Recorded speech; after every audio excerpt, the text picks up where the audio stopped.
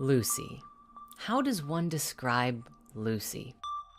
What begins as a story of a woman with an average sort of human consciousness and a short-lived boyfriend with a pretty sweet hat very quickly transforms into a film about ascension.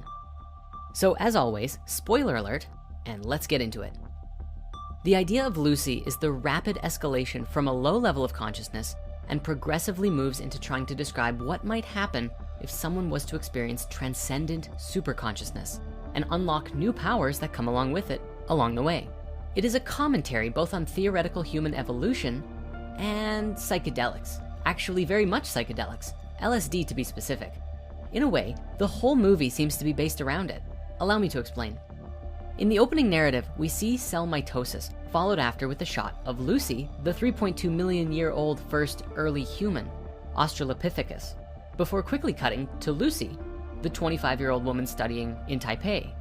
Before we go any further, it should be known that the ancient Lucy, the 3.2 million year old one, was named Lucy because the person who discovered it was listening to Lucy in the Sky with Diamonds by the Beatles when the discovery was made. This song today is notoriously known as a reference to LSD, the synthetic psychedelic often known for lifting one's consciousness to a more transcendent state of being, giving those who experience it lucid visions, deeper insight, and stimulating notions of spiritual expansion within. The entire film speaks about an idea of human evolution, which is very much in the similar line of thinking as 2001: A Space Odyssey, but done in a very different way, with Lucy actively going through quantum leaps in the evolutionary process throughout the film. But now we see deeper references to LSD by the fact that the entire story here is about this synthetic drug that is facilitating the evolution to happen, and all of the wisdom that she uncovers throughout this process on her way to becoming a super being, in a sense planting seeds in the human imagination about what's truly possible.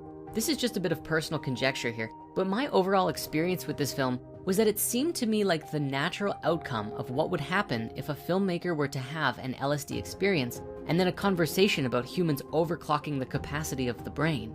Throw in some theoretical quantum physics and a nebulous bad guy to give us some action scenes, and bada bing, Lucy. Now in the film, our modern day Lucy has just the worst kind of luck, forced by her boyfriend to deliver a mysterious case to a South Korean drug lord. We're shown these scenes, cutting to a cheetah hunting and catching a gazelle in the wild. The initial thing this is describing is the animalistic nature of the predatory bad guys. And this is further elaborated on later by Morgan Freeman, giving a lecture about creatures and their capacity to use their brains. He describes that animals use 3 to 5%, the reference with the cheetah and the gazelle, with humans using about 10%, and dolphins using the most with 20%. He speculates on human evolution and what paranormal or seemingly superpowers might occur when more and more brain capacity is unlocked. But now very quickly speaking to this brain capacity thing, if you look it up, the general scientific consensus nowadays around the internet is that humans use almost all of their brains, and that the 10% thing is fully a myth. There's a whole wiki on the history of this idea that, summarized, essentially says this myth is busted. No matter how much brain capacity you utilize, you won't be able to change the look and length of your hair on command. However, we can go deeper here. Google how much of our DNA is junk DNA will reveal that the answer is 90%, meaning that only 10% of our DNA is truly utilized or active. Now I understand that brain capacity and DNA activation are two very different things, but we can see the relationship here that the idea of us only using 10% of our latent capacity is not so much about using portions of the brain, but depth within the brain and body through our DNA itself. And with more DNA activation, transforming us into greater, wiser, and more connected beings than ever before. So Lucy, having been newly adopted to the drug lord's extended family, has a bag of blue stuff surgically embedded in her belly and is sent off to smuggle it through an airport to some other place. Along her way, a very rude man with a low state of consciousness kicks her while she's down, which releases said blue stuff into her body. It turns out the blue stuff is a very powerful drug called CPH4, which is a molecule that pregnant women produce in very small quantities, facilitating child growth. In this initial surge of CPH4 within Lucy, we see it trigger a wild experience, electrifying and energizing her body and temporarily negating gravity. Now there are stories and legends of wise spiritual masters doing things like this that would seem impossible, from Jesus walking on water to the yogis who can levitate. And perhaps these kind of abilities could be available to anyone who has reached a certain level of human evolution, tapping into all of that limitless energy within us. So of course, Lucy escapes and goes on her way. Now beginning to activate, Lucy, continually leveling up every 10 minutes or so and unlocking new achievements and upgrades, finds herself explaining these very fundamental concepts from a transcendent state of mind, inviting us to connect with her higher awareness as she explains it to us, and accelerating our own spiritual evolution while we watch. Now, to try and break down every scene here would probably be a bit much. So here's a highlight reel of all of the things Lucy experiences, which sound very much like things you might hear from either quantum physicists, spiritual masters, or people who just came down from an LSD trip. With Lucy activated, the very first thing that we see is that she becomes suddenly very clear. She enters into a meditative calm, despite her circumstance, and acts and behaves with a deeper knowing, a tremendous confidence to handle whatever she needs to, including breaking free of captivity. She can now suddenly hear and understand what is going on all around her to a tremendous depth. She says that she hears everything: the air, space, the vibrations, people, gravity, the rotation of the earth, the blood in her veins. She can feel her brain and the deepest parts of her memories. She feels everything because with more of this capacity comes more ability to feel. She also is soon able to see the energy of things like trees and her friend's body, and is now motivated to obtain the other blue bags, which we learn she needs to crack open her cells, unlocking the limitless energy within them. When she arrives at the drug lord's place, after killing his men and stabbing his hands, she takes a moment to reflect and ponder some more pretty deep stuff. She says, "I used to be so concerned about who I was and what I wanted to be. But what makes us us is primitive. They are obstacles. The pain you're experiencing is blocking you from understanding." This is an amazing lesson for us all. And that is when we are struggling, when we are in pain, we limit ourselves from the expansion into the higher centers, into a higher knowing. And then she leaves him alive. I can't help but think this is the film's way to appease the general human consciousness. By leaving the villain alive, we can have some more action later on in the movie by having him come back and bring a bazooka to a university. Wait, what? Why?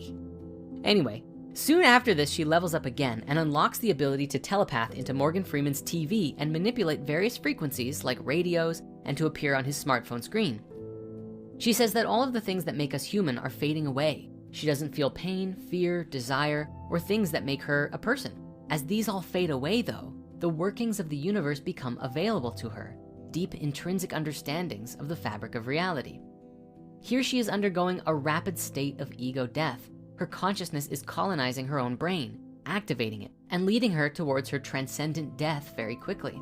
She asks him for advice, and he reflects that the ability to pass on information of what one has learned is one of the highest purposes of all of life, and encourages her to do so.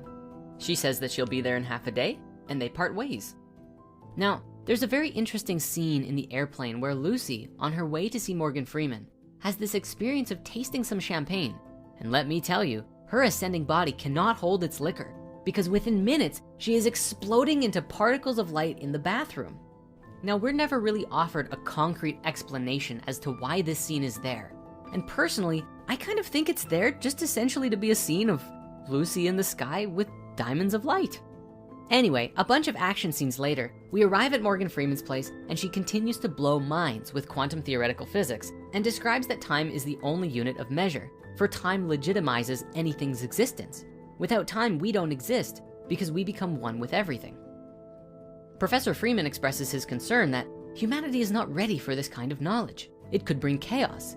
And Lucy responds with a solid truth bomb. Ignorance brings chaos, not knowledge. From here, Lucy ramps up to 100% and hits maximum limit break overdrive.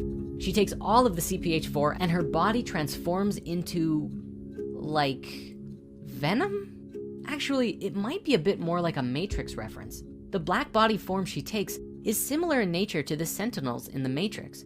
And what's more, very soon she blasts away all of reality for herself and the doctors, and they enter into the Matrix loading zone. One recurring line of dialogue throughout this film is that the nucleus of every cell has limitless untapped potential and power, and that in this ascension process, she has to crack open every last one in order to attain the transcendence that she is steering towards.